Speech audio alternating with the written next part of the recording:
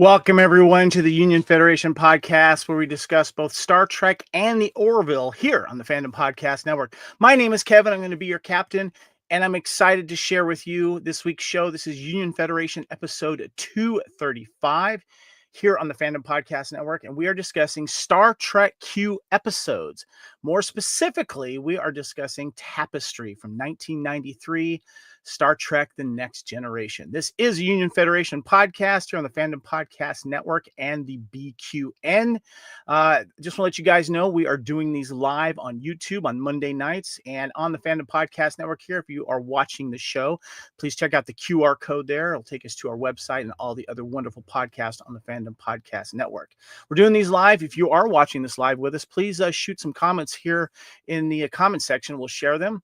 And we hope to that you participate and continue to come along with us here. So let's introduce the rest of our crew here on this Union Federation podcast. Now, I got to, first of all, make sure that they, they know how to talk the walk and walk the talk. And I got to make sure they got some garamba, because I need a crew with garamba. Let's go ahead and start, of course, with my fellow garamba co-host and co-founder of the Fandom Podcast Network, and, of course, cleaner of the P Corner. Please welcome Mr. Kyle Wagner. What's up, buddy? I'm not the same Kyle Wagner. I was sent back in time because of an incident. I did not have the garamba to ask you to start the Fandom Podcast Network, so I'm just kind of here existing. I see what you did there. And by the way, thankfully you're not wearing teal. Yeah, I know, right?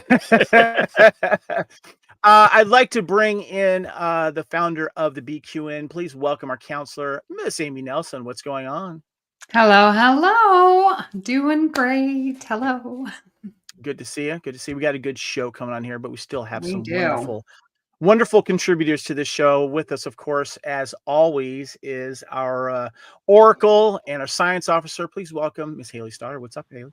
Hello. I'm doing good. How are you guys? Doing good. You got some gramba? You got gramba? No, sorry. That's all right. Human play Domjot? We can't. Yes, clone. We'll discuss that later. We'll maybe put some bets down and stuff like that. I just got to do something to the table first, so hold on.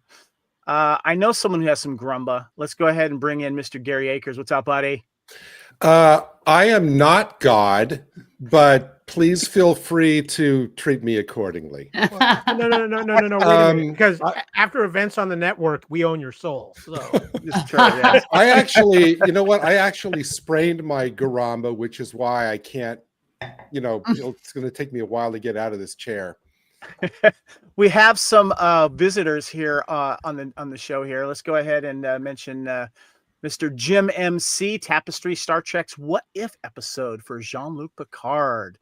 And Jean-Luc Picard? John Pickard, yes. And was it and Valisock says, hello, everyone. This is one of my favorite episodes. Good to have you guys. Appreciate Joel. you guys. Is that My Joel? gosh, he came back from Chicago at the convention. Nice. I did not expect to see you. I thought you had enough Trek already. you never have enough Trek.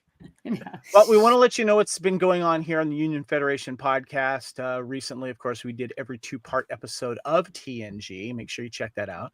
If you're an Orville fan, we covered all of the main crew members, the limited 10-episode limited series discussing all of the major crew members there. A lot of the guest stars, too, which were some Star Trek alumni. We also gave our take on Section 31, and we also talked about Lower Decks, the final season, Season 5. And we recently did Star Trek Strange New Worlds Season 3. But we are discussing the Star Trek Q fan collective here, guys. And we're a little over halfway through this. We got a lot of great episodes in the can here. Make sure you go back and check those out. And we got more to come. Last week, of course, we did discuss Q's drop-in on Deep Space Nine. We had some interesting thoughts from that. So, yeah. Joel says back from Star Trek Chicago, but can't sleep yet. That's nice. Push through. That's funny. I want to give a shout out, first of all, my good friend Joe Caroni here. He has this wonderful poster behind us. I always like to give him a shout out. He's a great guy. Make sure you guys go to joecaroniart.com and check out his stuff here. So make sure he's trying to get this thing going here. Here we go, guys. And it's a little slow for me. Yeah, there he goes right there. Check it out. So, guys, we are discussing the Star Trek Q fan collective, and that is from this DVD right here. It came out in 2007. All of the episodes on the back of this are all the Q episodes from TNG, DS9, and up through Voyager from 1987 to 2001. So we got a few more to go here. We are not done, but we did want to remind you guys that we did do the first episode, of course, with Encounter in Farpart, which was Q's first appearance, and we discussed the history of Q. So make sure you go back and check that out. And we had a lot of fun too. We called the Q Hotline. But let's go ahead and get into our first away mission.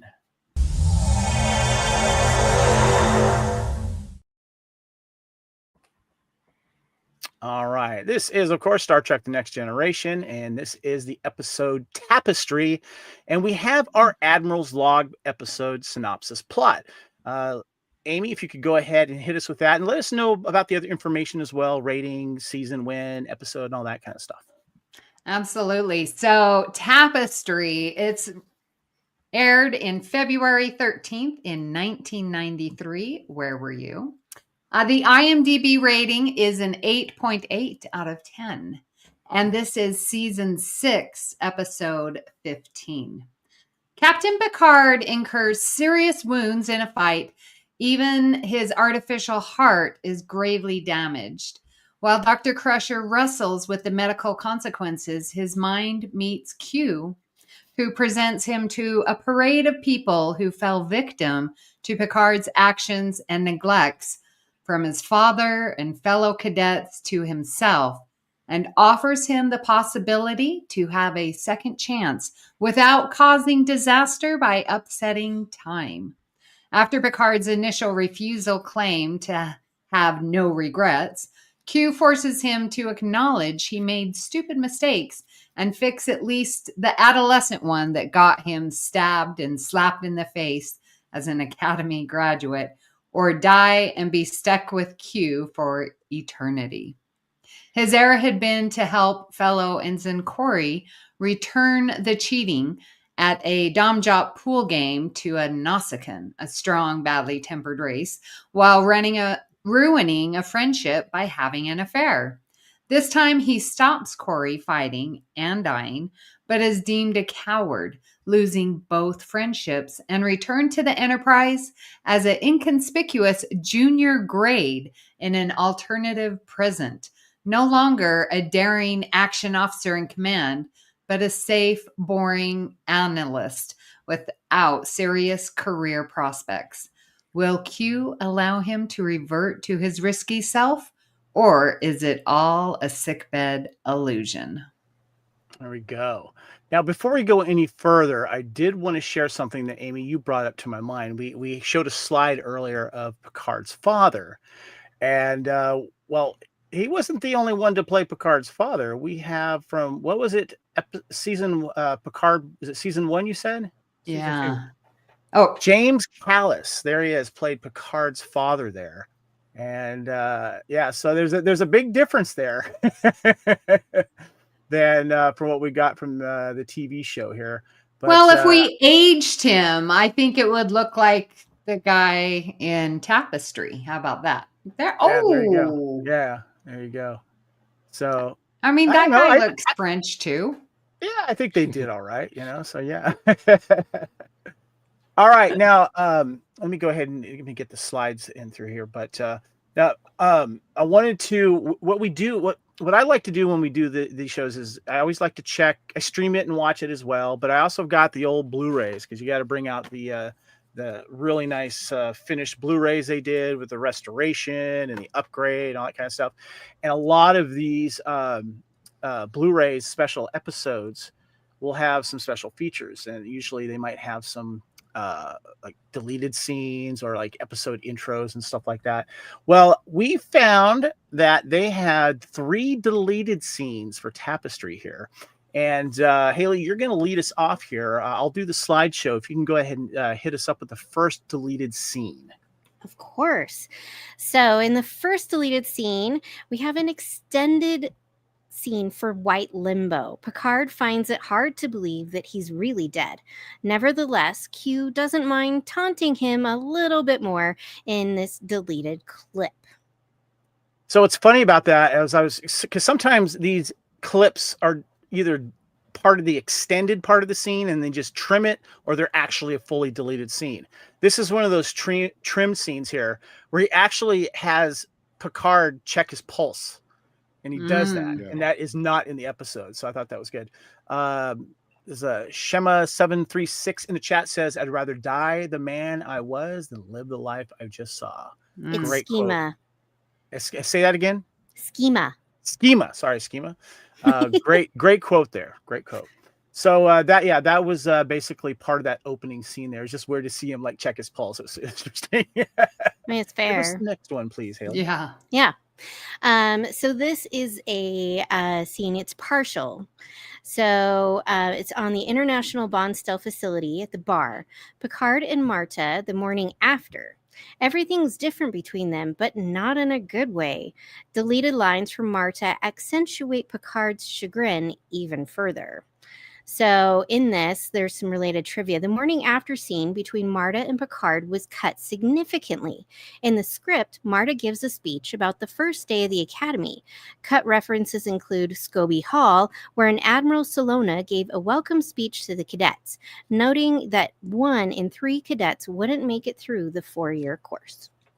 Yeah, Yeah. she discusses that, and then you could see the toll of the relationship that they are about to get into, and what it might take on the toll might take on that relationship. And she gets cold feet basically, because she doesn't want to fall for Picard, or Johnny as she calls him, and then have one of them die, and just be sad basically. So yeah, it was a nice little extra. I would say maybe an extra 30 seconds I think they cut out of that. So yeah, we got one more here though, right? Yes, we do. So this is a scene in engineering. Picard has avoided the mistakes of his youth. This deleted scene, which would have been the opening of Act 5, brings the shocking dreariness of his new life into even sharper focus. So we get this, but in the original script, Geordi treated the alternate Picard like he did Lieutenant Barclay, but it was cut, and Geordi's entire role was reduced to one line over the intercom. Boo. When you watch a scene, it totally gives me Barclay and Geordi vibes here, because we know that Picard as captain knows something about some engineering, and when he's trying in this scene, when Geordi's trying to find something, or else the captain will have my hide or something like that, he says, and then Picard makes a suggestion, and then Geordi just turns around saying, "Hey, look, don't worry, we'll take care of this. Why don't you blah blah blah?" And kind of brushes them off. Basically, it's interesting. See, it's sad that Geordi got cut out, and that you only hear his voice in this episode. You don't see him at all. So yeah, we got a comment here from GIMMC says Picard. Is it Jim? Okay. Yeah, Jim says, McMahon. Jim McMahon. All right. What's up, Jim? Picard and Marta was just creepy, probably because there was no way around how much older Patrick Stewart was than the actress playing Marta. We're going to talk about that in a moment, so hold on to that. So yeah. Well, this is Tapestry from 1983 of Star Trek Next Generation. And speaking of, we got some trivia to get to.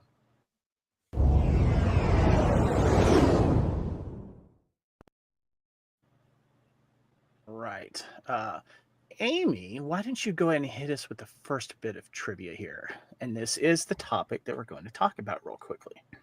All right. Well, actress J.C. Brandy was only 17 years old at the time of filming. Her character, Ensign Marta Betanides, Marta, we know Ensign Marta, was 21 or 22. The character, yes. Yeah. 17 years old. She played a lot older than she was. I'll just say that for right now. That was pretty good. Kyle, why don't you go ahead and hit us with trivia number 2? I can do that. Ronald D. Moore said that the Enterprise captain in Picard's future was to have been Edward Jellicoe from the Chain of Command serial. Can you imagine that, Haley? No. Yes. Haley hates man. Jellicoe. Haley hates Jellicoe. Oh. Haley, yeah. Why don't you go ahead and get us with trivia number 3 there, and Sure. then there's some info right below it as well. Okay. This is the first appearance of the futuristic pool-like game Domjot. Domjot was a billiards-like game played on an irregularly shaped table. So we've seen this in TNG's this episode, Tapestry, and Deep Space Nine, The Abandoned. The game was invented by the Nalanger race and first encountered by the crew of the USS Enterprise while on a mission near the Goeg domain in 2268 during the 5-year mission. This is in the novels The Shocks of Adversity. Domjot was one of several games available at Quarks on Deep Space Nine. It's mentioned in the novels Avatar, Book 1, This Gray Spirit, Revelation, and Dust. As a cadet at Starfleet Academy, Nog ran a Domjot gambling ring, and this is referenced in Legends of the Ferengi.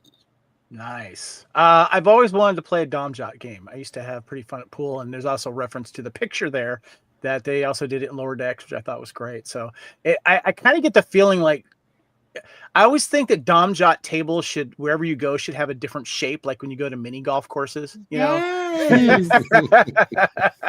I Hey. love that.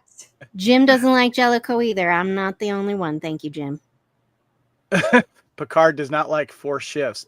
4. That's funny. That's a good one. I like that. All right.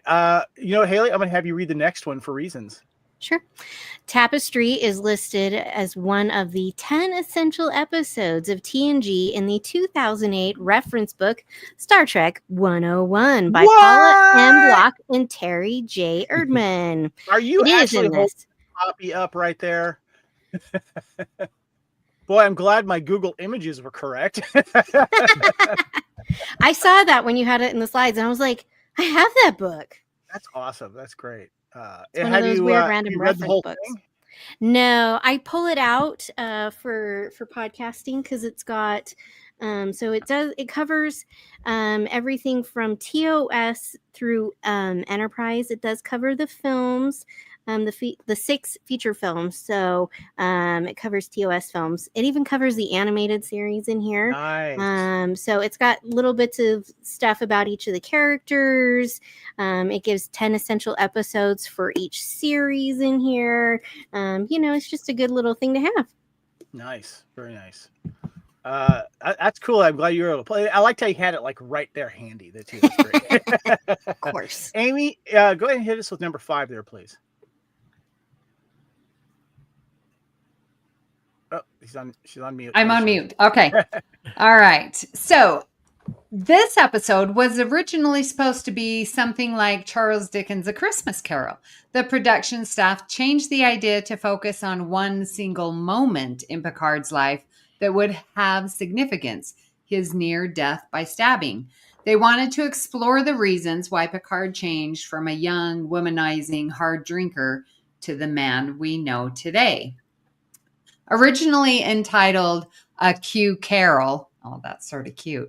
It involved Q leading Picard through several mistakes in the captain's life in the style of Ebenezer Scrooge in A Christmas Carol. In addition to the stabbing, Picard was to relive a childhood event in France and an event on the USS Stargazer, which would have possibly involved Jack Crusher's death.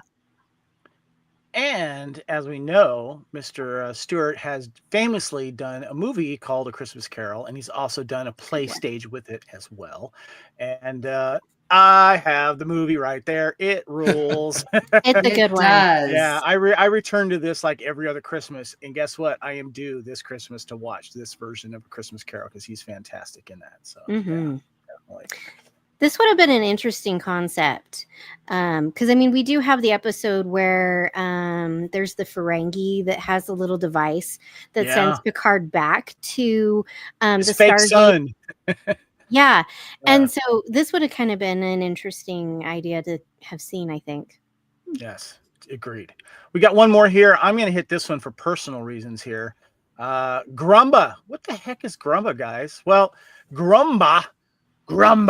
You have no grumba. was a word in the Nausicaan language used to mean gumption, nerve, or gall, or balls.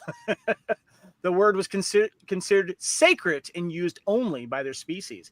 Now I'm holding up, I have a picture up here on YouTube where you see a screenshot from this episode, but also you have 2 trading card games from the Decipher trading card game that I used to work for that have these Nausicaan characters. And if you look down there by their skill sets, one has navigation, treachery, Garamba.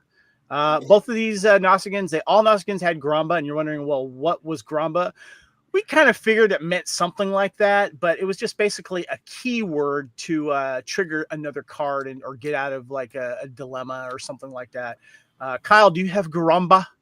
I have Garamba because I have a little something. It's not trivia, but I just find it ironic because last week we did a Q episode of Star Trek DS9. Well, when I watched this episode, the next episode of TNG starts at DS9. And I just found that to be quite ironic. Q, I'm sorry, I can't remember everyone's names with all the code names. Joel. Here. Joel. Okay, sorry. Joel says Q would be the ghost of Christmas past or alternate dimensions. And then I have those cards. Who Jim. Says? Jim has those cards. So do I. Hold on to them. They're awesome. I want to see the Klingon Christmas Carol Jim mentioned. That sounds really fun. The Klingon one. Oh, wait. Yeah, he says that right here. It says there's a Klingon Christmas Carol play near where I live. Oh, my God. That sounds like so much fun. Yes. I would totally do that. That'd be great. Well, let's get into our next away mission.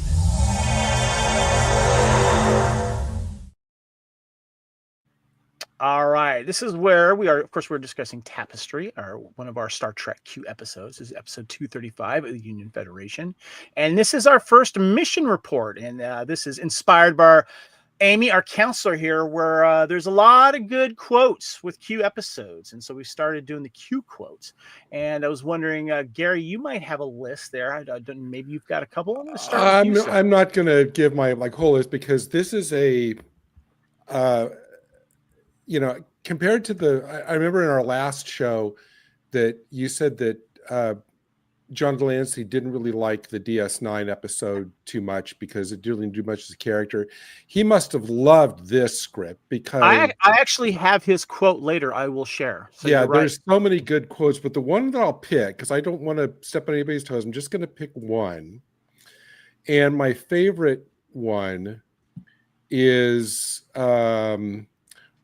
there was one great Picard quote, but I'll give you the one great Q quote, just because it's so evocative, where he says, "Why do you persist in believing that life and death are such static and rigid concepts?" There's so much in that quote about what Q's capable of, his perspective on the universe and everything. And I just think that's there's like so much to unpack from that quote. So that's why I picked it.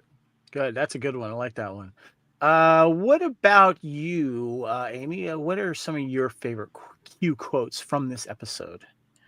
So the one where Picard is talking to Riker, and it's where we get the title, Tapestry. And I love it because it just sums it all up. He says, "There are many parts of my youth that I'm not proud of. There were loose threads, untidy parts of me that I would like to remove. But when I pulled on one of those threads, it had unraveled the tapestry of my life." Yeah. And good one. I loved hearing that from Patrick Stewart because he's such a Shakespearean actor. And so when he was saying that, I was just glommed into him. It was said so perfectly, and it is written so perfectly. So bravo to the writers for scripting that. Great one. Haley, what about you? You got a quote, a Q quote or a quote from this episode that stood out to you? For me, I love the interaction that we get when, he goes and he's, you have it in here, but what is going on? I told you, you're dead. This is the afterlife and I'm God. And I'm like, oh, I remember watching this and just thinking, yeah, if that was the case, I'd be like, can I go somewhere else? That's a good one there. You know, Kyle, what? Go ahead. oh, Sorry. one more. Yeah. It's not anything said, but it is just the best scene when it's Q in bed with Picard in the morning, and Picard pulls up the sheet. Oh, you mean when he starts flicking Picard's ear to wake him up? You know. Yeah. That's a Good good morning, one there. darling. Yeah. Kyle, what about you? Do you have any quotes from this Q episode that stood out to you? Well, let's see. You've managed to get slapped by one woman, a drink thrown in your face by another, and alienate your two best friends. Doing pretty well so far. This sounded like a Kevin Reitzel Saturday night pre-airing. Dang, throw down. Burn. He's not wrong. I'm just saying.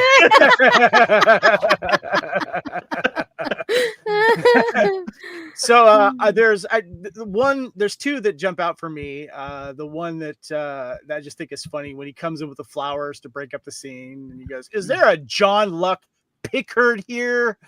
But the scene that you were referring to, I think it was you, Amy, about when he's talking to Riker. And he goes, there's still a part of me that cannot accept that Q would give me a second chance or that he would demonstrate so much compassion. And if it was Q, I owe him a debt of gratitude. And it's this scene right here that we get to see Q in the final episode of TNG, which we're going to be discussing next week. And then we see him return to Picard and stuff like that. But I almost kind of feel that there was something left on the table literally here that I would love to have seen. Obviously, we have talked about how we would like to see debates between, with Q. That's why he loves Picard, because of the banter.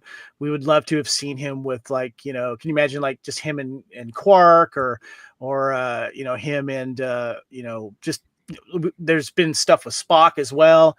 But I just feel like them hanging around and just chatting it up without the threat of anything weird happening, just getting to kind of know each other is something I always wanted. And I never quite got that. And that the fact that he does have this gratitude towards Q, and I feel like it's kind of unspoken as it goes forward, but I don't know if I completely got satisfied with they're just good friends now. They can hang out and talk and just put the past aside. I don't know. That's where I stood with that. Yeah, Gary? I gave my favorite Q quote. I wanted to give my favorite Picard quote. Please. Where he says, "I refuse to believe the afterlife is run by you. The universe is not so badly designed." Yeah. Amy, did you have something you wanted to say? It's gone. No? Okay, Yeah. sorry. No worries. No worries. All right, let's go ahead and get into the next mission report.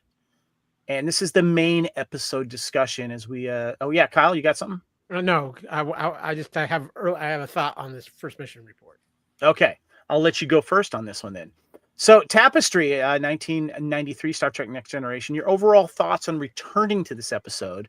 And also, before we discuss the actual Q plot and specific Q scenes, just wondering if there's any subplot scenes that stand out for you or any other kind of character moments. Kyle, I'll start with you, sir. So I don't know if it's so much a subplot or a lesson of this episode. We all say at times, God, if I could only go back to that point in time, knowing now what I didn't know then. And well, Kyle, hold on. Don't want you to say anything because I'm going to be referring to that later in the show. So be careful. What I was going to say, I know you're going to refer to it later in the show, is that it's an interesting lesson here that Q plays on Picard. And I think it's very intentional as we look forward to the relationship between Q and Picard. And it's funny you say that because you just reminded me of something, Kyle. And what I'm referring to is when in the beginning of the episode and they're still in this white room and Picard is looking towards the camera and you see Picard or you see Q behind him and he ponders what it would be like. And then you see Q's eyes kind of widen a little bit and then boom, they go to the next scene. So, yeah. But I think that's kind of the subplot is the lesson Q is giving Picard. Yeah, that's good. That's a good point. Yeah. Let's go with you next, Amy. What about you? What's it like returning to this episode, and is there any subplot scenes that stood out for you? Yes. So this subplot of Marta and Jean-Luc really stood out to me, and I will be referencing my comments later. But because here, and I sort of disagree with the Admiral's log that I read, because they were saying that Picard is no longer a go-getter, lost like all of his gumption, or what's the word, Kevin? Grumba. Grumba. Grumba. Grumba. You know, that he lost because he took a chance with Marta. That takes Grumba.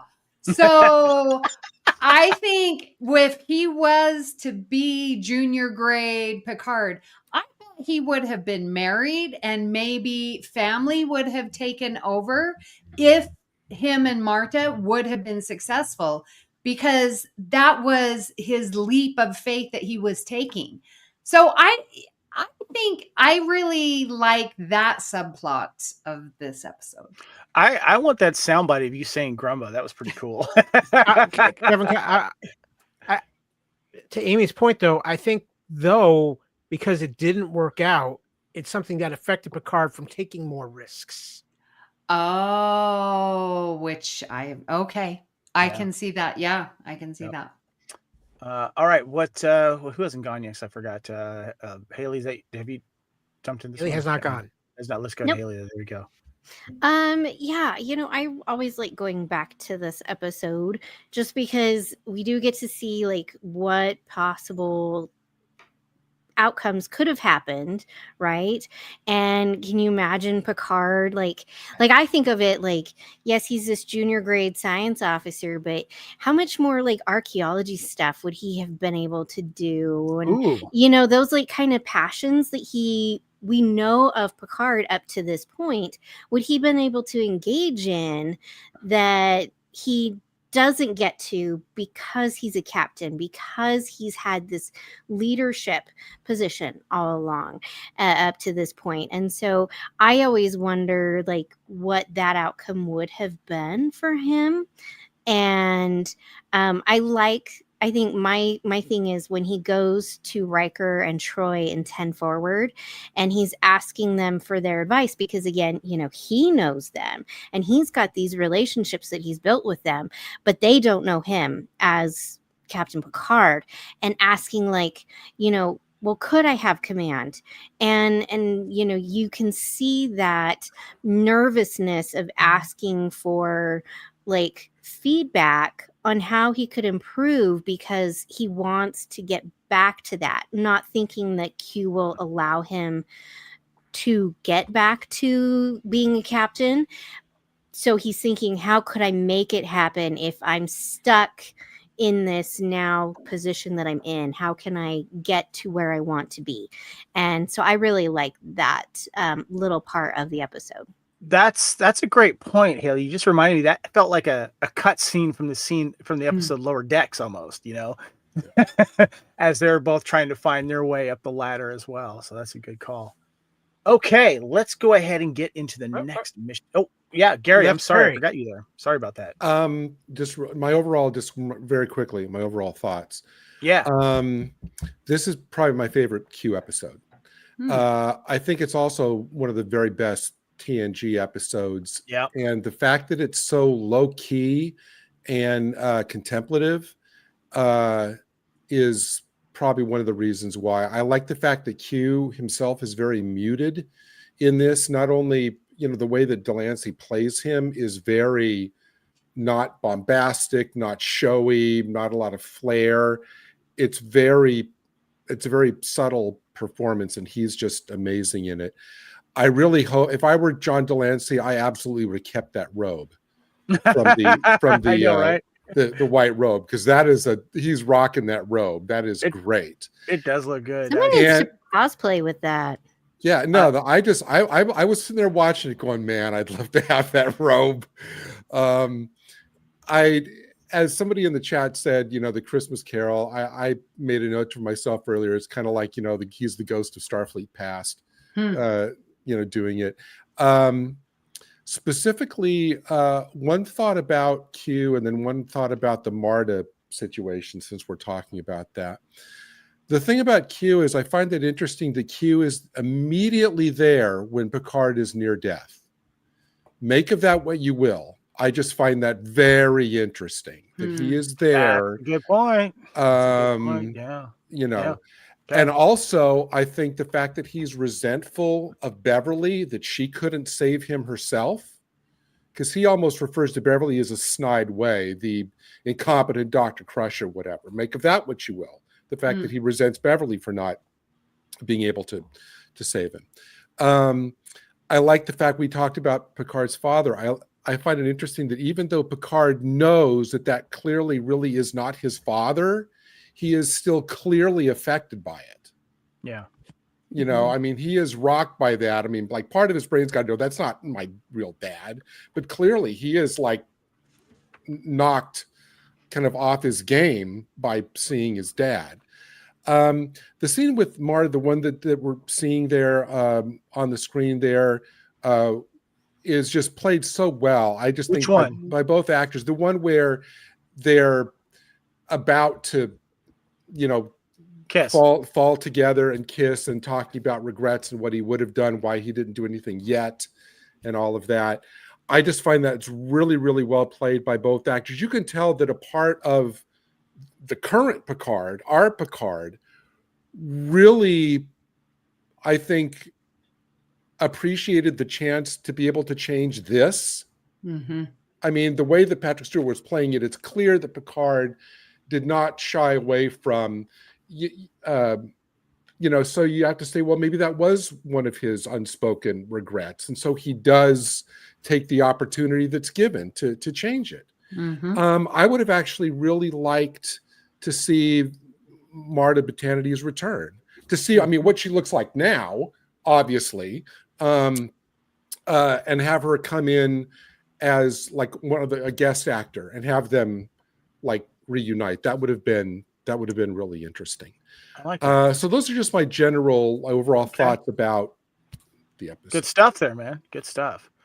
Jim said, even if Picard having more archaeology opportunities, the chase where we would see the founders for the first time, laugh out loud, wouldn't happen. Interesting. Yeah. Now, kind of curious. He wouldn't have been captain. Yeah, kind of curious where his, like you touched on earlier, Haley, about his archaeology, you know, hobby and where that would have gone and stuff. So yeah. All right, let's get into the next mission report.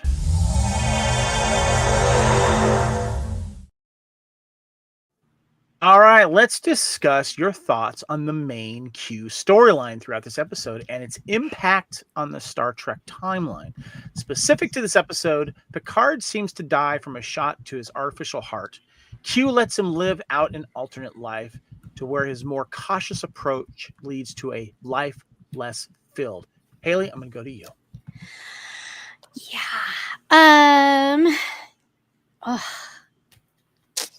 Oh man. You know, I mean, I love everything. I think this, like Gary said, I think this is one of my favorite Q episodes. It is probably my favorite. Because even though I can't imagine, and you know, it's Picard's hell for Q to be God, which just seems absolutely awful. But I really love everything. I think the costuming is done well. I love this when Picard opens his eyes and, you know, there's Q and it's just white. They do that in Harry Potter. And I really love that like you can't see anything else around you. And it's just white. Like, it makes sense. I've been watching Supernatural, and Supernatural, like the afterlife is like when you go to heaven, all your favorite places that you loved, or one in particular, and like you cycle through them all. And so I like this concept of maybe it's just nothing and there's just white, and you hear these voices and they're distant and they're somewhere else. And so, yeah, I really like that. And again, I already mentioned I love when he wakes up and Q's laying there in bed next to him. So, and when he runs in and he thinks it's Dr. Crusher that's in. Yeah, those are favorite Q moments, just so you know. We got that I know. section there. But I love when he runs into sickbay and he thinks it's Dr. Crusher. I mean, there's nothing to say that Dr. Crusher would be the doctor of the Enterprise. Yeah, that's true. I mean, yes, we know Q says that nothing else changes, right, except for what he affects. But, if he was never the captain, Crusher maybe wouldn't have asked for the assignment. And so, there's nothing to say. But I love when he turns and it's Q in the chair. It's just great. Good stuff. I like that. Amy, what are your thoughts on the main Q storyline? Any impact on the Star Trek timeline?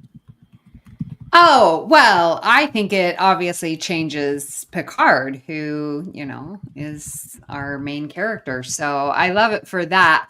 But I do want to point out, it's very interesting watching going from TNG and then throw in this Deep Space Nine and then back to TNG, where it's like we have this flow of Q, and Gary, you brought it up, like Q was there at the moment Picard was going to die.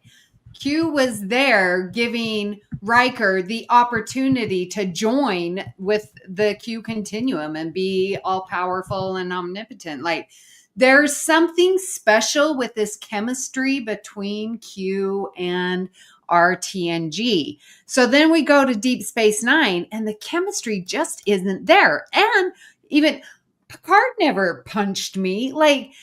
And we talked about it last week. So there's that difference. And then to come back to this being one of the best Q episodes, debatable, so empowerful, so learning about yourself, so with purpose, so with, I owe a debt of gratitude. Let me give you this second chance to see what this life is about. This going back and forth between Q and our TNG crew, and specifically Picard, is so beautiful to see. And it just makes me wonder, what was missing with the DS9 crew? Because I know John de Lancie, the actor, I've seen him at conventions. So it's very peculiar to me to see that juxtaposition between the two shows. And good point there. Yeah, we had an interesting conversation last week about the DS9 stuff. And so, yeah, definitely good points there, Amy. Let's go to you, Gary. Your thoughts on the main Q storyline. The main Q storyline. Real quick, sorry, Jim said in the chat, Q didn't like getting punched by Cisco, so he never came back. Yes. That's why. Sorry, go ahead, Gary. It's clear that when this cast, and I'm including de Lancie, get a top flight script like this, that it makes everybody up their game. Because Stewart by himself, even with the non-Q scenes in this, and Q, I mean, they are both riveting. I think that Q, you mentioned before about, the fact that his eyes kind of go wide when Picard starts talking about regret. It's almost as if Q at the very beginning knew he could save Picard, that wasn't an issue. And he decided to have his little Q type joke about, I'm God and I'm going to string him along and see how much I can get him going. But then Picard unintentionally gives him the opportunity to go back and revisit these regrets. Q seizes on that, and things play out. I think that I choose to take Picard's interpretation at the end that Q was showing compassion and doing this kind of massive, favor for Picard. That's the way I look at it myself. I think that first, I just want to quickly say that the scene with the chessboard, I don't know what you call that stick that Q was holding. I love that kind of stick. It's almost kind of like you see army officers hold that kind of little stick. I love that when Q wipes the chess pieces with that was just a great moment for me. I thought that was terrific. But I love the fact that Q's actions make, as the script says, make Picard realize, the fragility of life, and the importance of every moment. And I'm thinking, okay, then fast forward to the final scene of Generations, where what we leave behind is not as important as how we've lived. And I wonder, is Picard referring to what happened to him here? Because clearly that's the lesson about, the important thing is how we've lived, not what we leave behind. And so I started tying it into that great line in Generations. And I find it also interesting. The last thing I'll say about the Q portion of the story is that after he is skewered again, that we don't see like an epilogue scene with Q. We see him talking to Riker about it, but we don't see some lasting, because it's almost as if like Q's work is done, by that point, that we don't really need to see him offering like some kind of quip or, clever conclusion to it all, because the conclusion is obvious to us. And also, I think it's important that we don't see Q outside of the context of Picard being laid out on the table in this. We only see, is it a hallucination? Is it all in his mind? If Q had appeared after that, it would have decided that point. And I'm glad that they leave it up to our interpretation. That's a good point. Jim said in the chat that a writing crop, I think that it is. Writing crop, there, yes. Yeah, then I've seen them called swagger sticks on action figures. That's it. I couldn't think of the name of it. Swagger All right. stick. Captain Style, Jim said Captain Styles of the Excelsior before Sulu had one. Interesting. Yep. Okay. Kyle, give me your thoughts on the main Q storyline in this episode of Tapestry. Well, it's hard. Everybody's had such amazing points and thoughts on this. I think the big thing for me with this episode is this is the first time you feel like Q almost gets a little over on Picard. In the aspect of, for the first time, he really catches Picard at a moment of weakness, and maybe where Picard's kind of, best way I can put it, it's like warning sense is off with Q, because Picard has just gone through this dramatic thing. He's just found out he's dead. He's seeing Q as God, and he doesn't know if it's really Q or not.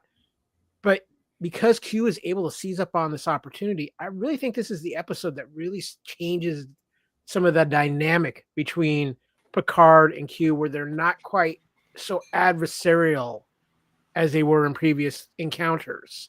And I think there was a little bit of understanding from Q as he learned a little bit more about Picard in his younger days, and for Picard to realize, kind of get this life-altering vision of who he was. And I think, again, the most interesting aspect of it is the weight Picard carries and how much it changes him, because he's carrying everything back with him. And yet and then when we flash forward to the modern day and he's back just being a low-level lieutenant, but he still remembers who he is.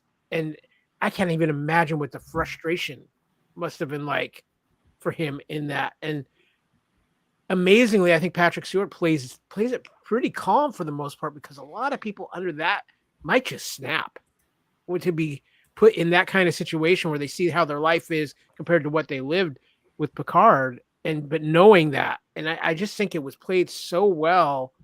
And like I said, I think at the end of the episode, there is a different view Picard starts having of Q that leads into the season finale and what we see with Picard and Q in season 2 of Picard. Haley, go. I have one quick thing, because my brain is halfway in vacation mode, so I'm half out of town. So I jumped ahead. In listening to you guys talk, this made me think Q, I think the reason that we get this and then we kind of don't have a resolution to it is this is part of Q's judgment on humanity. Like, it goes back all the way to the encounter at Farpoint. Like, you know, what would a human do if given the opportunity to correct any errors, mistakes that they thought they had and that they viewed in their life? And would they be willing to face those consequences of making those changes and not doing something that they did, or doing something that they wish they had done and didn't do? And so I think that's where this kind of ends. And like, we've got the one in the lower, at least on my side, the lower right screen with Picard in the blue behind him, and Q's kind of got this not like upset face, but he's kind of got this face of like, you know, of judgment, almost, of like, okay, you know, I let him make this choice and now he's come back and he didn't make the choice to continue living that life like I thought he would. And so I wonder what you guys think on this, of like taking a look at that and going, this is part of that judgment of humanity from Encounter at Farpoint we had. Amy. Yes, Haley, you are exactly right. And I wrote that down because my menopausal brain forgets things very easily. But you're right, because when I think of this, I go to All Good Things, which bookends with Encounter at Farpoint. And you're right, it's that gift, and it's that curiosity of humanity. It's this part of this judgment. And you're right, that is this judgment look that you're getting in this image if you're watching on YouTube, of like, okay, are you going to get it together? I also want to say, Kevin, if you can put up Jim's comment, where Jim says, what does that say about Picard at that time if he imagines Q as God when near death? Which just blew my mind away, because what if it was Picard having this illusion, and then Q was like called in, and then it was really Beverly that saved Picard? We don't know, because all of a sudden he's waking up. It could have been Picard thinking about Q. Who's this comment here again, Amy? Joel says, I think this was the first gift to Picard from Q after he figures out that he loves him, for lack of a better word, straight from this to the Picard show. I'm going to comment on that after Gary's got something here. Go, Gary. Really quickly. First of all, Haley, my mind is blown. I'm going to be processing what you said like all week. I do really this a lot, Gary. I do this a lot. I'm going to be thinking about this all week. My opinion, I actually don't think this was all in Picard's mind, for one particular reason. When we first see in the White Void the young him fighting with the Nausicaan, right? And we see him skewered, and then he laughs. And so he laughs in real life. So I think that when that originally happened to Picard, these events with Q were already part of his timeline, because he was laughing because he was relieved that now his personal history would go back. So even at that point, it's still part of, his own personal history. So that's why I assume that all of this with Q is now an actual part of his own timeline. Personal opinion. Yeah.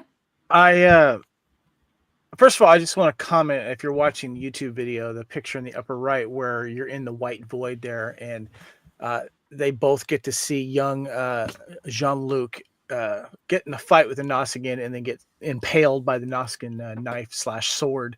And the scene where Picard is just kind of scrunched down on his knees and he's looking at his own young self corpse. It hits differently when you get older. I don't know if anyone else does, but that's just weird, especially if you've had any near-death experiences, whether a car crash or something like that. And just I can't imagine being dead and then just looking at your own corpse, a younger version of yourself like that. It's quite it's a little creepy, but it's kind of a little profound there.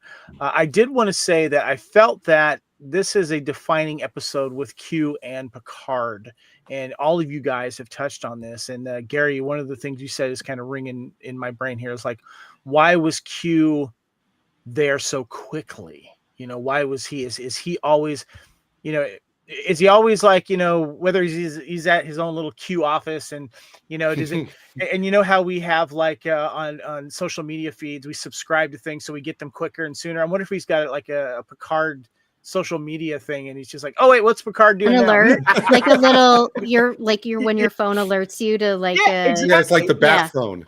And I'm thinking like, what's he doing? Is he terrorizing the Talamarine again? All of a sudden he gets a beep on his little Q phone. He goes, what, Picard just died? What? I got to do something about this, Yeah.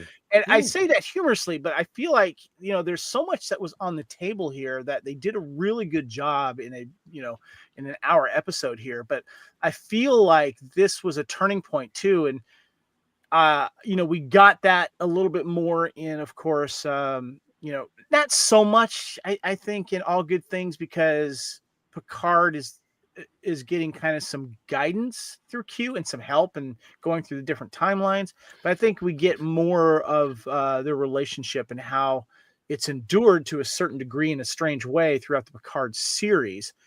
And I feel like there could have been something else more with this. But one of the reasons why I love this episode is not just the what if part of it, but it's just the relationship that kind of takes us a next step here. And, maybe he does care and love Picard, and I think Picard then, says, well, I owe him a debt, but I also like the fact that now that he said that in confidence to Riker, now Riker knows that. And then that's something that might've been spread out through the rest of the crew. So I'm feeling like when we get to All Good Things, it's kind of like, okay, maybe Q isn't trying to hurt us or just mess with us, because when you see Picard's reaction throughout this episode during the scenes that he's reliving, whether Q's like the bartender, he's not surprised, he's not angry, he's just like, okay, he's there, and he kind of confides in him, and they talking things out. Of course, Q will have a moment to have a little snarky remark, but that's just what he does. But it's almost kind of endearing in a certain way that Picard's accepting this ride from Q, and he's trying to see if he can make it better, what it would be like. And it's just something that, that makes this episode just absolutely phenomenal. So, yeah. All right, well, guys, let's have a little fun here. Let's go ahead and get into some Q moments here.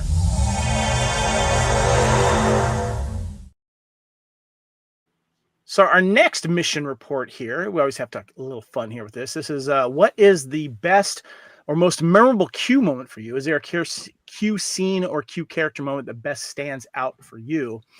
And this is something that you brought up earlier, Gary, that I said I had some information here. And of course, this is where Q, of course, lets Picard relive his past in a crucial moment. But John de Lancie said of this episode, says also, he says that he loved it. I thought it was a terrific script. There was a speech at the end where I talk about what Picard would have been.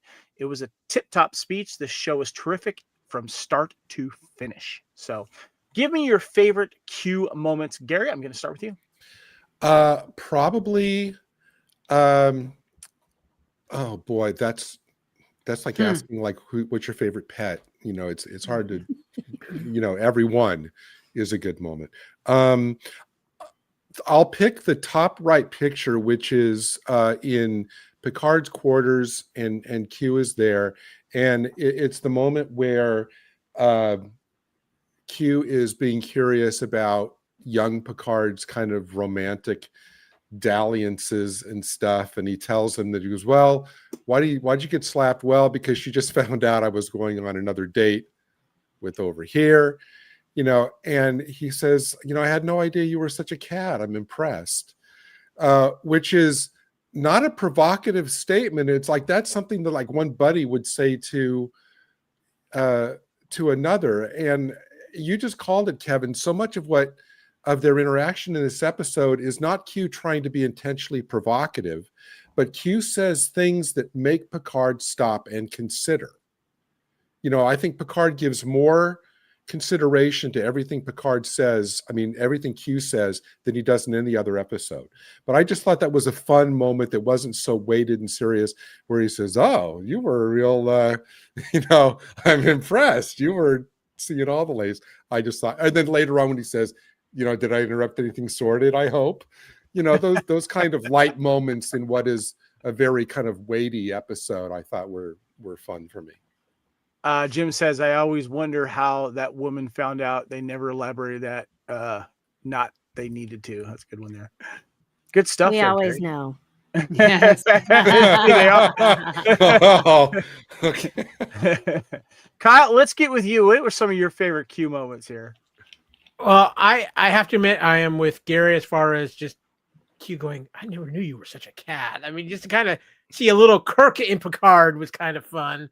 But come on, them waking up in bed together is classic. I mean, here's Picard sound asleep, thinking it's this beautiful woman next to him. He looks over and it's Q. Yeah, that I'd be pulling the covers up too.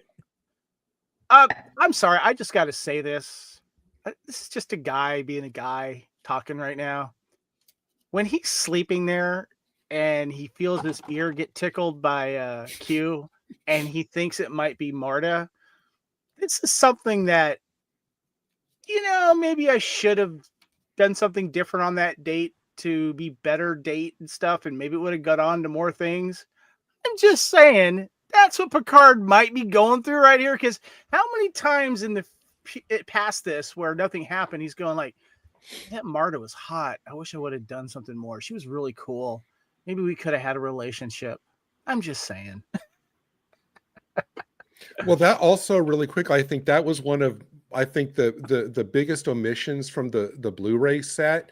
I would have liked them to include like the 15 takes of that scene that it took before they were able to do it right. I could see John de Lancie hamming that scene up. Haley, what about you? What were some of your favorite Q moments here in this episode? Well, I already mentioned like pretty much just the whole episode. It's interesting that, in previous encounters that we've had with Q, he's always goading, right? He antagonizes. And in this episode, like Gary said, he's really kind of, well, are you sure? Are you, he's not the devil on the shoulder. He's kind of like the angel on the shoulder, except for when it comes to, your friend, he's going to do this thing. Like, you should just do what you did before, and fix the table. Right. And that's like the only time, it's really interesting. The only time that we see him really kind of goad Picard into, doing the thing that he had originally done that caused him the injury. Right. And why we have this episode.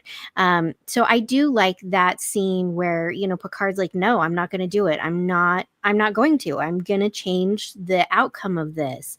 And I like that where he's just like, oh, you want to, like, he's going to do it anyway, your friend and all that. So I really enjoy that. That's good. I like that. Amy, what about you? You got some favorite Q moments in this? Yeah, so I hope you're watching our YouTube, because every single one of these pictures, and I can't choose one, but I'm going to summarize.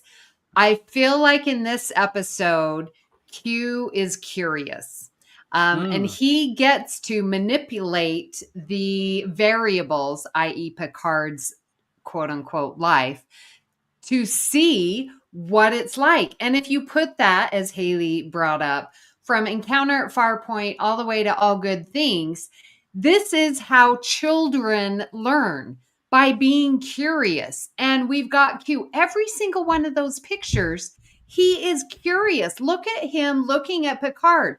I've changed this variable. What are you going to do? I'm in bed with you. What are you going to do? Like, he's wanting a response to learn about humanity. And so all of these moments, I love that Q is curious. It's funny you say that, Amy, because he says, I don't remember the exact line, but I feel like all of the like, what did Riker say? Hell bent for leather, Picard. I wish I could have seen. I feel like Picard or Q kind of almost respects the fact that he was kind of a hellblazer a little bit, and Yeah. starting some shit and, picking some fights and stuff like that. Cause it's a different Picard that he's used to. I think he kind of gained some respect, to be honest with you, with that. Yeah. So, yeah. All right. Anyone else have any comments or favorite Q moments? Anything else? We got some good ones there. So, yeah. Thank you guys, by the way, for checking in on the chat and sharing your stuff. That's been a lot of fun. So, well, we got another mission log report here, and this is going to be an interesting one.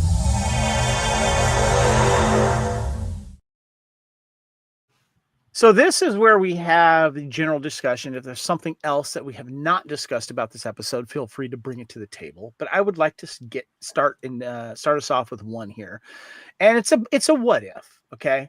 And of course, you don't have to be specific. You don't have to get into details because it might be personal, but just kind of ponder it here. And I found a quote from Jean-Luc Picard that might have been, I think, probably from the Picard TV series. And then I have a picture of him in his like teal blue junior grade uniform he has there. But the quote says, "There are moments in our lives we fear to relive, and others we long to repeat.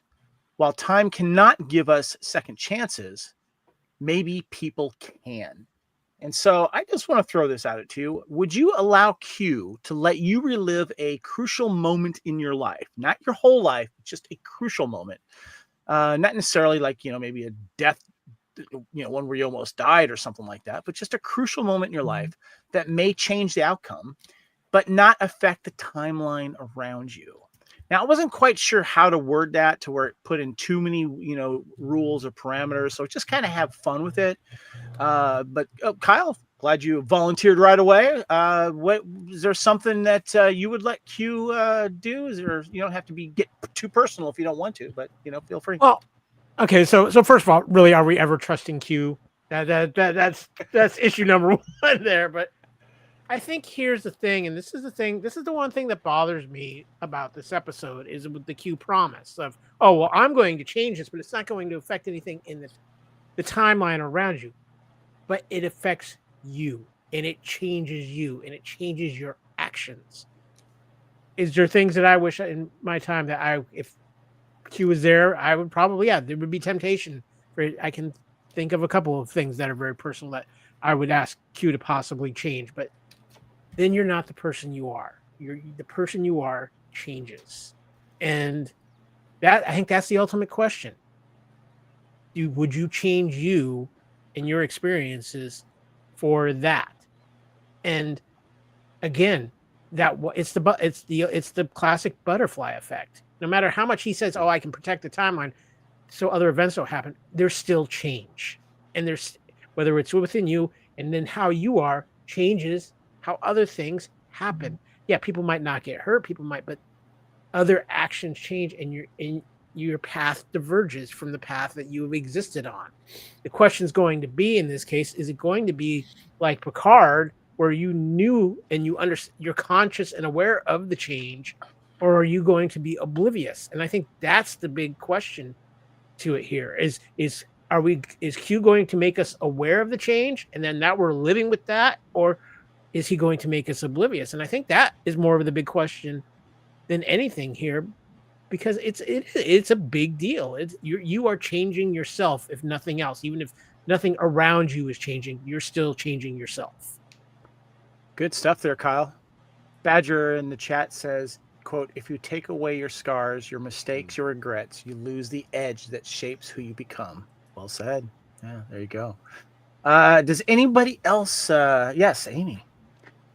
Yeah, this episode really has brought to light some things like, how am I going to judge? And going back to what I started with, like Marta and Picard, what I would love if I had the opportunity, because let's call it what it is, a gift from Q.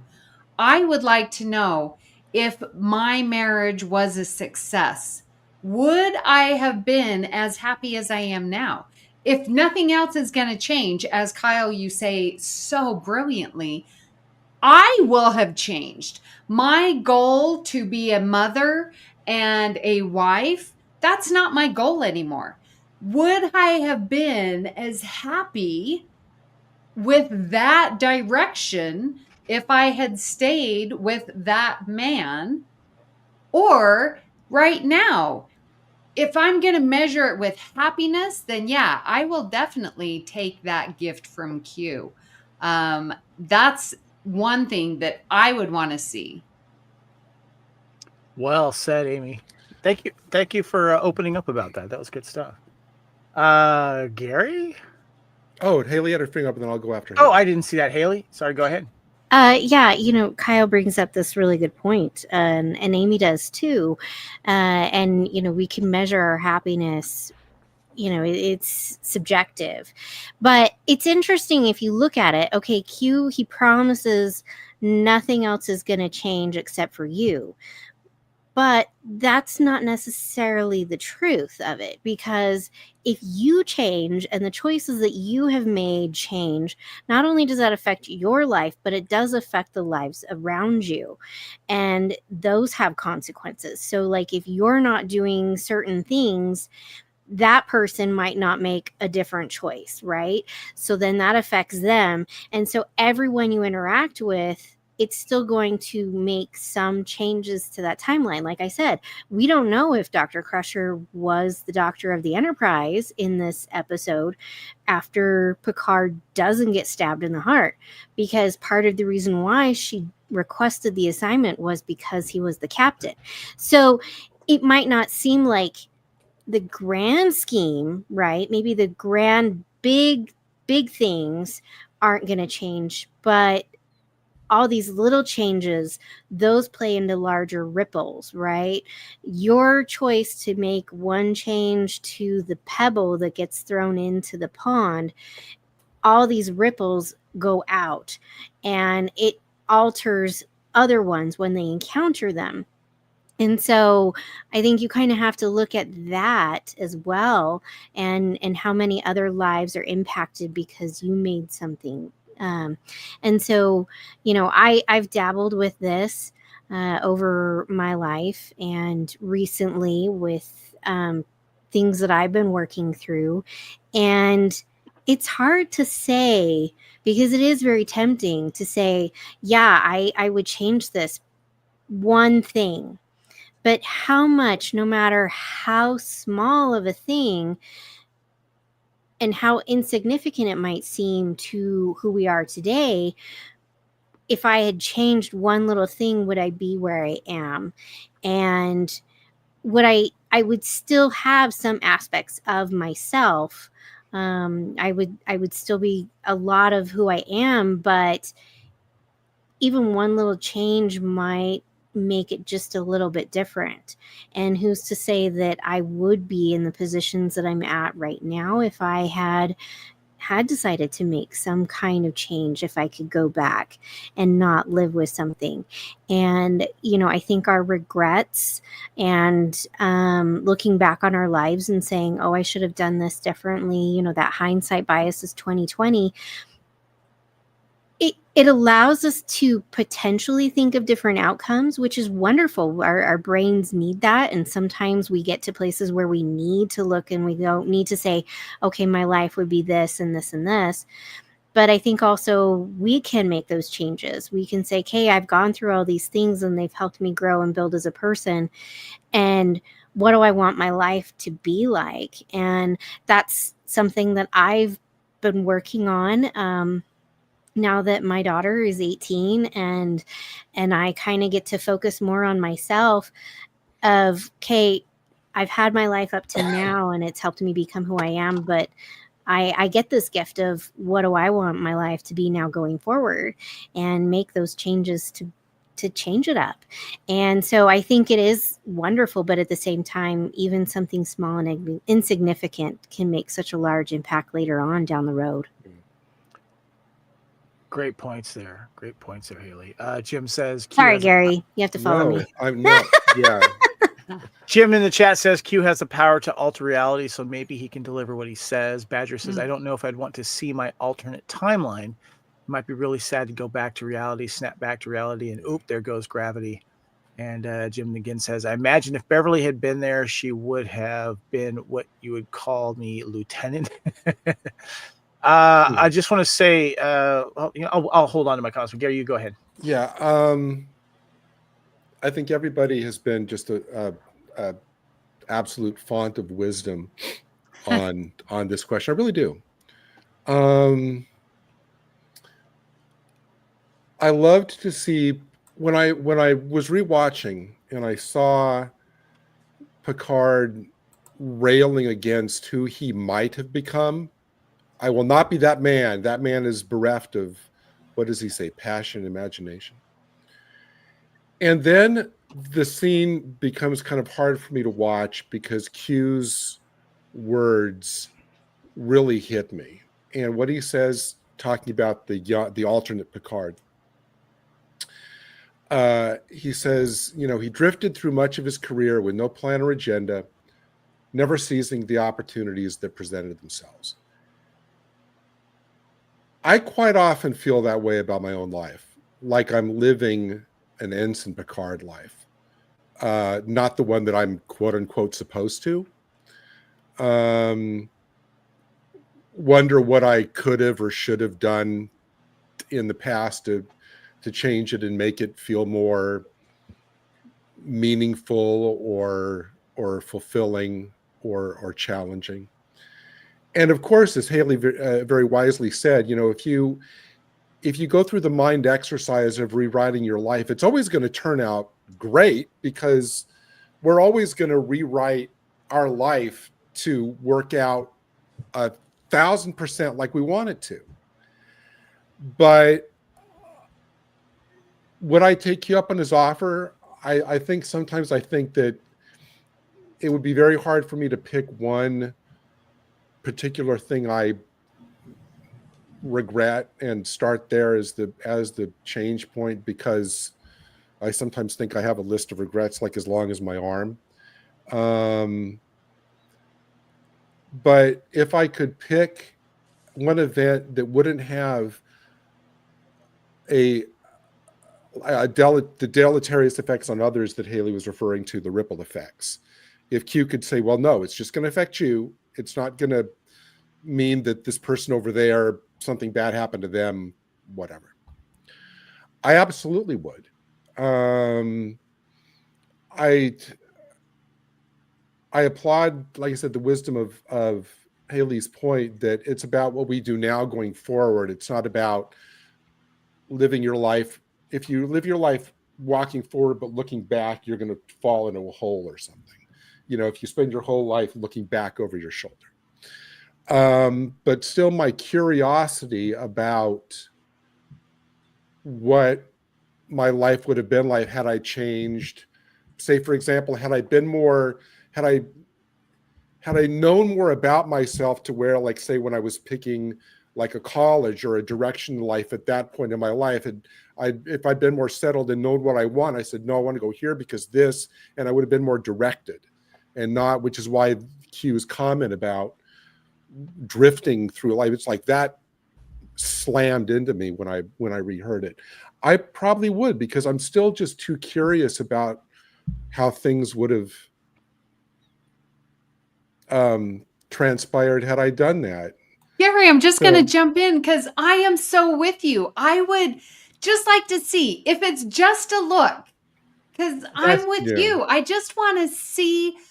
And okay, it's a thought experiment. And I just want to see, because I feel that you, with your intelligence and how well you are considering this, that you are better off now. But just to take a look at that, that curiosity. Yeah. Sorry to interrupt, but continue. No. Thank you very much. No, I mean, I guess, can we look back and then at the end, after seeing it, press a button, say, okay, do you want this life to be permanent, or now you do want to go back to who you are, and then you get the choice of either, okay, no, I'll remain in this timeline, or I'll go back now having seen it. No, you're exactly right, Amy. So I didn't mean to get too, I hope that wasn't too, whatever. No, I was right there with you. You know, I've been pondering how truthful I want to be with this question. Yes, You know, Kevin. and it's funny because there's in a 3-4 year period, I went to 4 proms and several other dances and stuff. And there's one prom because it's one moment. It's not like your whole life. It's one moment. There's one prom I wish I would have played out differently. I'll just say that. There hasn't been like a car crash or anything like that, but there has been like a personal moment that I remember making and the ramifications. And I'm not going to get into the reasons for that, but they're the ramifications of that personal moment and what happened after that. That's something I would definitely relive. And Gary, you kind of mentioned it too, when it comes to like career choices or school choices and stuff like that. There's, I would have loved to have made an opportunity or taken a chance, like maybe working on film or something like that. I wish I would have, instead of just kind of went through high school and figured out like, what the hell am I going to do type of thing. I wish my interest in that was stronger and I'd done something like that. But, there's a lot of little like one day moments I could probably pick from, but I'm just going to say there's one prom I wish I would have changed something with. So I'm just going to go with that right now. Don't worry. Nothing bad happened. It's just a missed opportunity there. Kyle, you wanted to ask a question, right? When you bring me back in the studio. Yeah. Okay. So here's, I think, the interesting aspect of this too. We have this whole conversation about changing a moment in our lives. What if Q gave us the opportunity to change a moment of somebody else in our lives? That's where I think it gets even more interesting, because I think as human beings, because we're not affecting ourselves. I think we'd be more willing to change something bad, change a moment for somebody we care about, or something that causes a different path compared to something for us, because there's a little bit of selfishness that comes in there, because I know what I would change. Kevin knows what I would change, and I would do it in a heartbeat without even question. But because that affects my happiness more than changing a moment in my own life. Because if I change that moment, everything changes. For that other person, everything changes. And I think that's the scarier temptation. That's a good point there, yeah. Anyone else have any comments on this topic? I'm glad you brought it up. Yeah, Haley, I knew I was go there. I knew it was going to be it could go heavy, and but it's one of those things. Watching this episode, guys, that it makes you think, and Amy, when it's thought provoking like this and allows you to relive, that's why the Christmas Carol, Scrooge thing is so fascinating, and we've seen it. We know the story, we know what's going to happen. But the reason why we watch all the different interpretations is because we want to see what this interpretation is. We want to see what this character has been through and how, the changes that they would make. And that's why that story never gets old, no matter how many interpretations that you see of A Christmas Carol, how many times you see it done in Hallmark films or whatever it is, or in this episode like this, because it's something that lets you reflect on yourself and, what if type of situation. So yeah, Haley. I changed despite everything that I said, I would change one thing. And it's not even a regret, because it is something amazing and wonderful. So years ago, preface just for everybody listening, and this is totally fine because I share this story a lot. I did the 23andMe. Being adopted, they were like, hey, we're testing, for different things that are genetic, and not knowing your genetic history. And then you have your kid of your own, and you realize and you understand genetics and how all that works. It's terrifying. And anyway, so flash forward, several years after doing that, and it tells you and gives you notifications like, hey, we have a potential relative. Hey, we have a potential relative, right? In being adopted, I have gone through like over the years, in my 20s and in my 30s, being part of adoption websites and boards and just different things, I would have hired the PI a lot sooner. Because that would give me, like, I have the opportunity to have my biological dad and his side of the family in my life now.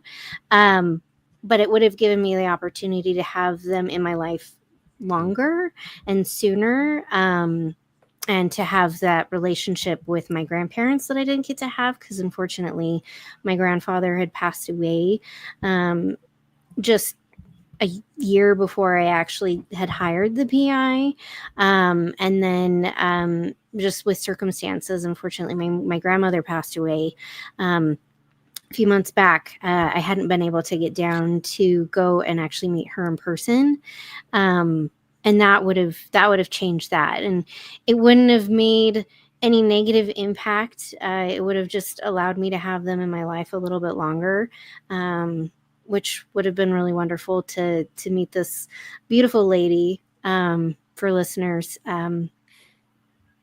my father did not want to sign his rights away, and he was going to keep me, and my grandmother was going to help raise me.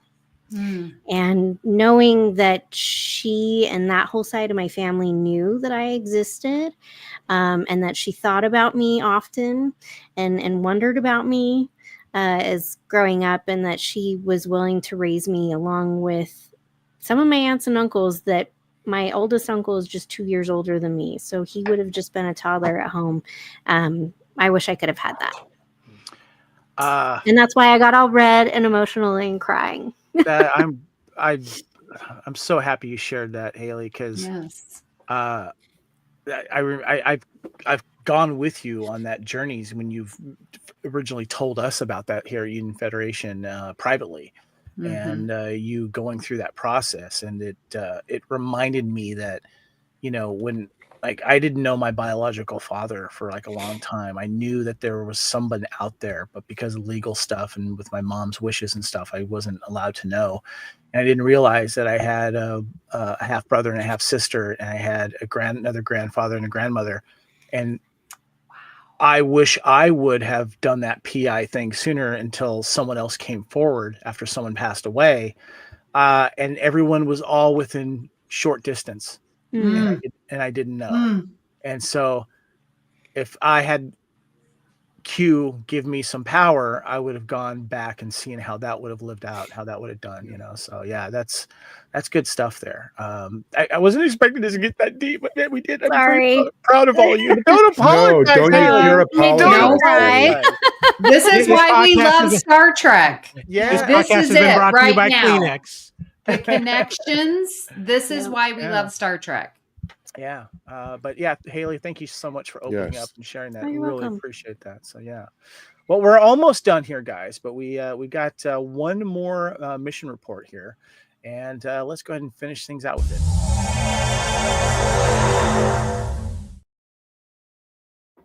All right, who is your episode cast or guest star MVP?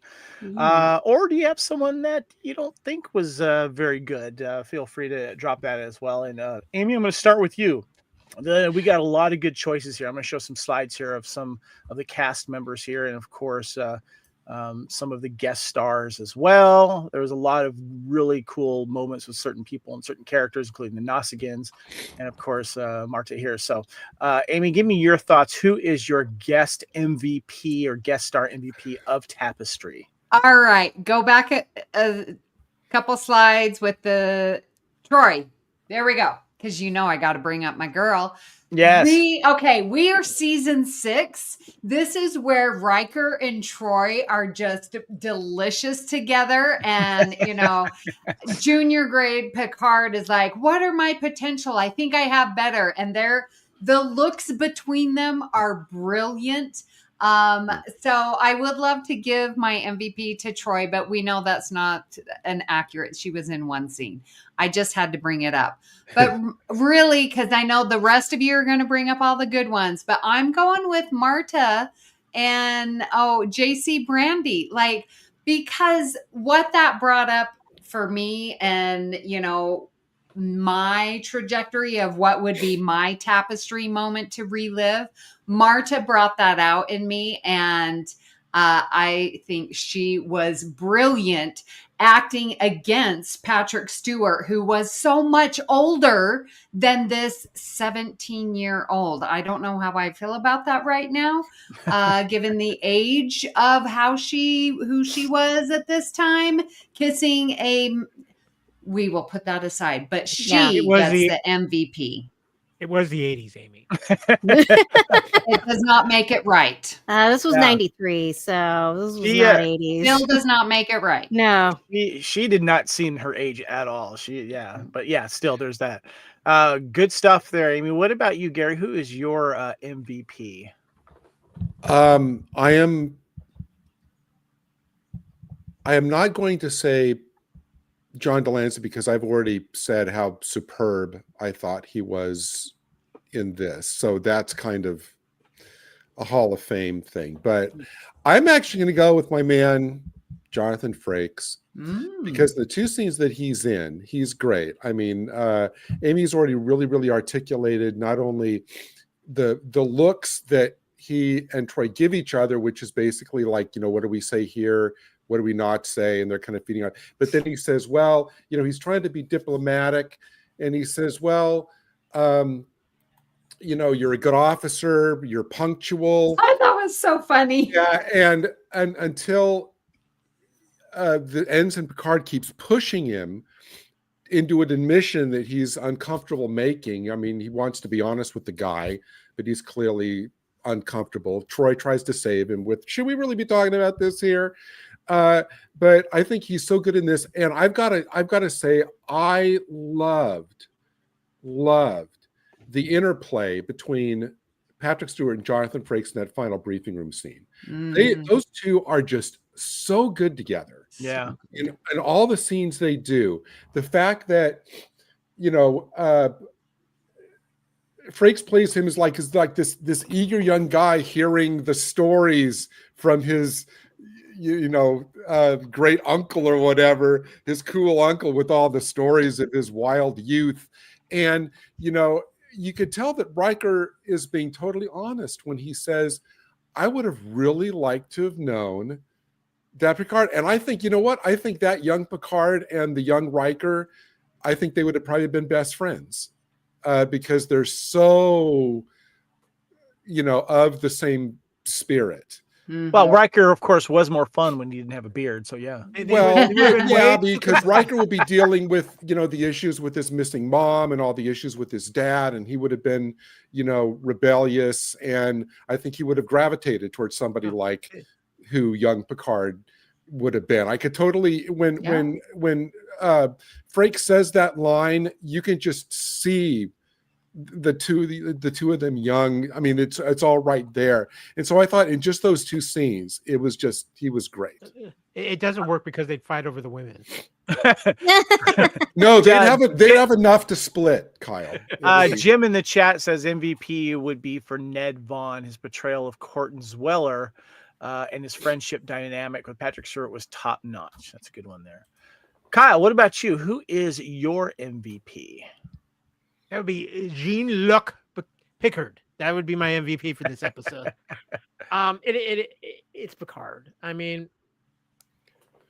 the performance Patrick Stewart has to put in is phenomenal in this episode. It's emotional. He's playing off of John de Lancie, who is just killing it in this episode, and these two just work off so well together. But it's also the little moments here where he's having to accept things, and the fact that he carries this weight with him, even though he knows he's playing a younger version of himself, but carrying that weight of his experiences, he just played it perfectly. And yeah, there was only one thing he messed up in the entire episode, because he was going to see a woman named Penny, and all I have to say is Penny, Penny, Penny.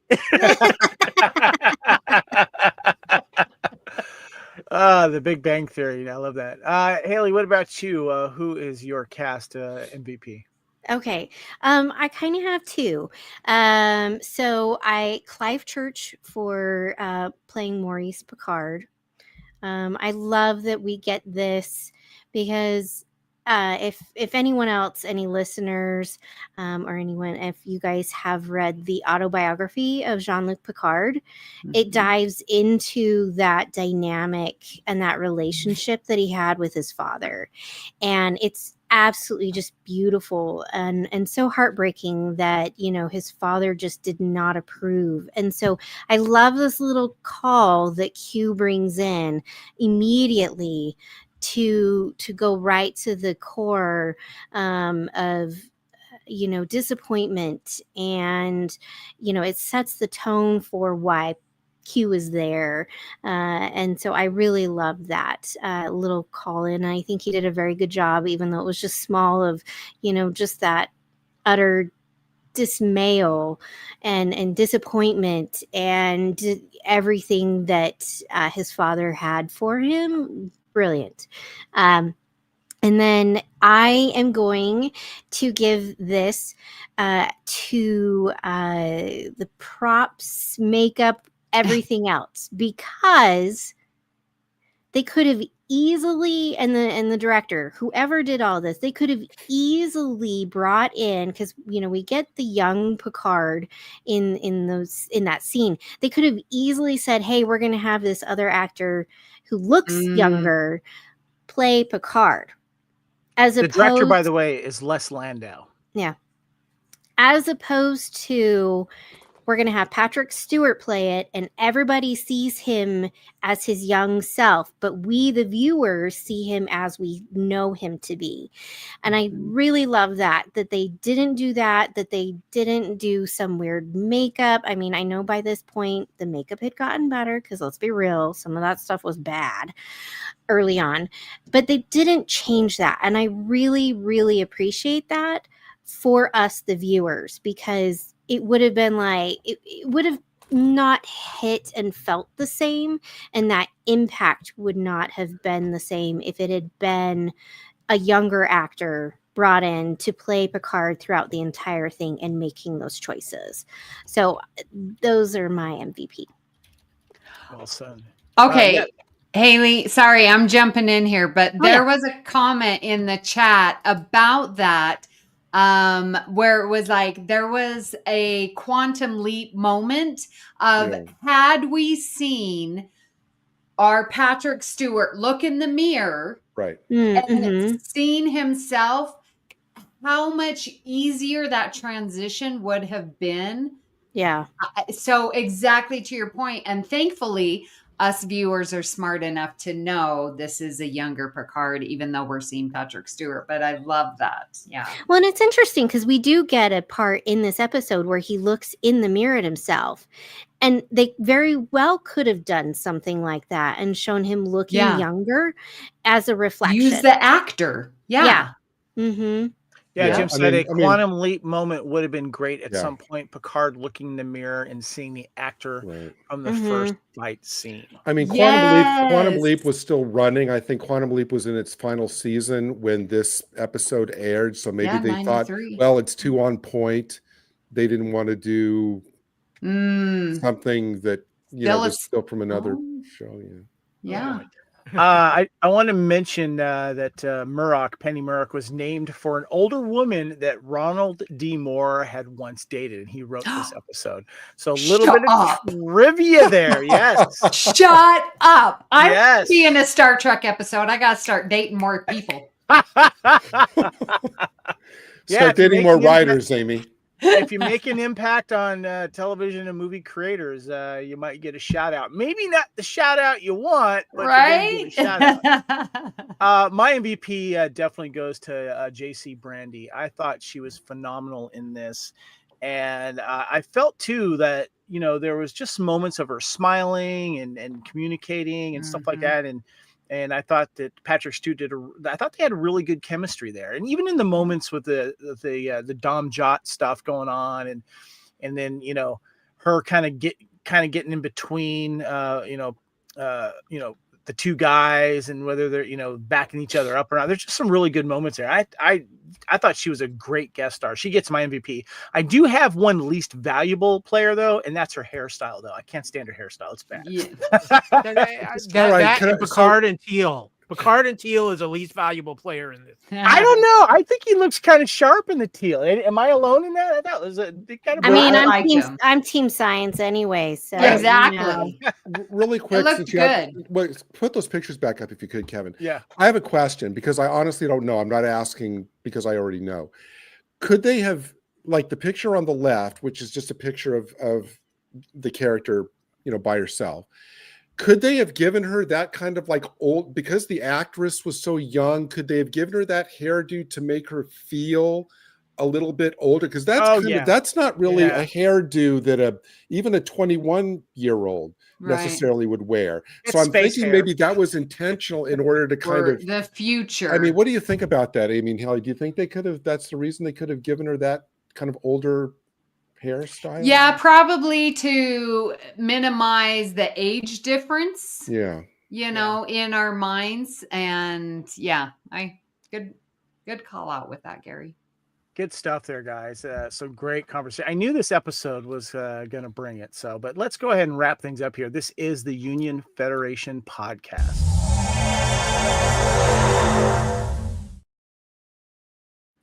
All right, we are discussing the episodes from the Star Trek Q fan collective. I want to get your guys' final thoughts here. Haley, start with you. First of all, thank you so much for sharing some personal stuff there, and really appreciate your comments on that stuff as well. But give me your final thoughts on Tapestry. Yeah, I remember. So I remember when I was younger, I didn't necessarily like this episode when I first saw it. And then upon, you know, the numerous rewatching and the random like, oh, this episode's on, I'm just going to watch it. I've definitely come to appreciate it more. And I think, you know, it's healthy to look at, because our brains are going to do it anyway, to look at something and say, if I could make a change in my life, would I? And what kind of impact would that make on myself and those around me? And so, you know, I really appreciate that for this episode for that. And I do think this is probably my favorite Q episode until we get into the Picard series, which those episodes are just absolutely phenomenal. So, but of the early episodes, this is definitely my favorite. And I like that we get a Q that's not this mischievous trickster, and like Amy said, is curious about humanity and what humans would do with given this choice to rewrite themselves. And it's pretty awesome. Well said. And how can we get a hold of you? You can find me on Instagram and Blue Sky. I'm at Trekkie01D, and then I'm always that quiet lurker in our Facebook group. Awesome. The Union Federation Facebook group. Please join it. A lot of great discussion there. Amy, give me your final thoughts on Star Trek The Next Generation's Tapestry Q episode. This is definitely an episode where you say the name and everyone knows it. There's something that grabs you to the core of what are you going to accept in your life? Are you going to accept those choices, those consequences that happened in the past? Are they who you are right now, or are they not? And it's these types of concepts that make us better, and why I love Star Trek. It's exactly why I watch it, to think about this in a fun, lighthearted way. Like, all the times that you laugh through this episode is just brilliant. So this really is a great episode and one of the best for the Qs, for sure. Well said. And how can we find you? Well, you just come on over to BQN. We finished up our View Screen YouTube show. So we will be coming back to All Good Things. Have great episodes lined up over there. We've still got our Trek Masters going on. So at BQN Podcast on Blue Sky, Instagram, and YouTube. You can find me in our Facebook group. Yes. Awesome. Great. All right. Gary, what are your final thoughts on this episode? I think this is my favorite Q episode. I think it's John de Lancie's finest moment as the character. I think it's not only one of the very best TNG episodes, but I agree with the authors of Haley's book. I think actually I would probably absolutely list this as one of the 10 essential Trek episodes that you must see, because not only for what we learn about the characters, and at this point, I think in the series, we've already had like 140 hours with Jean-Luc Picard, and look how much more we found out about this character in just this 1 hour. Yeah, it's amazing. I think as Amy said, just like all great science fiction does, it makes us kind of reflect about ourselves as we're reflecting about the characters, which is why, and that's necessary. I mean, it can be hard, obviously, but it's a necessary process. I mean, when I was watching this, I've already kind of explained the impact on me. It's the same way that I can't watch The Visitor from DS9 without bawling because I'm thinking about my own dad. It's the same thing. But so I'm very thankful in Thanksgiving week. I'm very thankful for this episode. That it exists, because I think it's one of the things when you think about, why do I love Star Trek and TNG so much? This is probably one of the episodes that will pop into my brain. Mm-hmm. Well said, Gary. Well said. And how can we get a hold of you, Gary? I am on X at Gary _retro. Facebook as Gary Akers. You can also find me on the Fandom Podcast Network on Thursdays on Type 40, talking all things Doctor Who, and on FPN's Facebook on Saturdays, talking everything else. Awesome. Well said. Kyle, how can we, let me get your final thoughts on this episode first. And thanks for hanging in there. What are your final thoughts on Tapestry? It is one of the most essential Star Trek episodes for a myriad of reasons, because I think it gives us a look at Picard that we really didn't get to see. It sets up a lot of things for what comes in the final episode of TNG, what comes up in Picard season 2.